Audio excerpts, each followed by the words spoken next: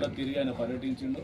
ఇక్కడ ప్లాట్ల యజమానుల సమస్యలు కూడా ఆయన కళ్ళారా చూసి చెల్లించి, అంటే నేను వచ్చినాక కూడా ఇక్కడ ఈ పరిస్థితులు ఇక్కడ ఉంటే ఎట్లా అని చెప్పి ఈ తిరిగి చూస్తున్న సందర్భంలో ఇక్కడ చిన్న ఘటన జరిగింది.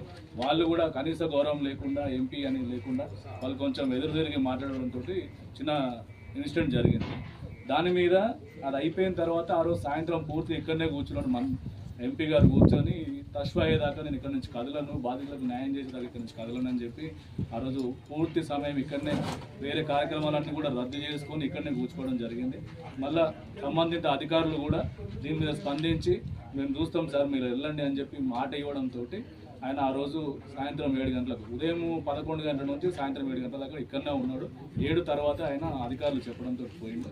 ఆయన వెళ్ళిపోయిన తర్వాత ఈ మీడియాకు వచ్చిండు, వెంకటేశ్వరరావు అనే బిల్డర్ మీడియాకు వచ్చి అది నా పట్టా ల్యాండ్, నేను పాస్బుక్లు ఉన్నాయి, నా ల్యాండ్లో వేరే వాళ్ళు ఎట్లా వస్తారు నాకు చెప్పకుండా అని చెప్పి ఆయన మాట్లాడుతూ ఉంటాడు.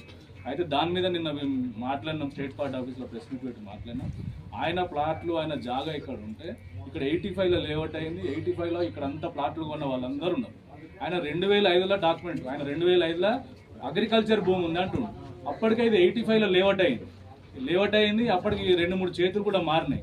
2005లో ఆయన మళ్ళీ డబల్ రిజిస్ట్రేషన్ చేసుకొని ఆ ఓనర్లతోటి మళ్ళీ డబల్ రిజిస్ట్రేషన్ చేసుకొని అగ్రికల్చర్ ల్యాండ్ అని చెప్పి చూపించుకొని లోన్ తెచ్చుకొని అక్కడ కూడా డిఫాల్టర్ అయిపోయి వాళ్ళు ఇబ్బంది పట్టి ఇక్కడ బ్యాంక్ వాళ్ళు కూడా వచ్చి రికవరీ కోసం వస్తేనే ఇది ఇష్యూ అయిందని చెప్పి అప్పటికి తెలిసింది ఓనర్లకు. అప్పటి నుంచి వీళ్ళు ఓనర్స్ అసోసియేషన్ ఫామ్ చేసుకొని సుమారుగా 20 నుంచి 30 ఏళ్ళ నుంచి వీళ్ళందరూ పోరాడుతూనే ఉన్నారు.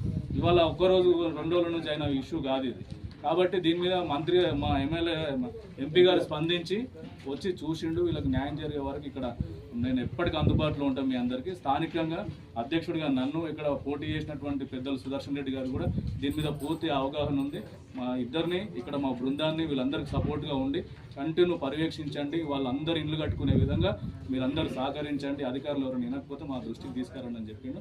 మేము ఇక్కడ ఉన్న ప్లాట్ల యజమానులందరినీ కూడా కోరుతున్నాం ఏంటంటే మీరందరూ యూనిటీగా ఉండాలి. ఫస్ట్ అందరు యూనిట్గా ఉండి మీ ప్లాట్లు సాఫ్ చేసుకోండి, పర్మిషన్లు తీసుకోండి, ఇల్లు కట్టుకోండి.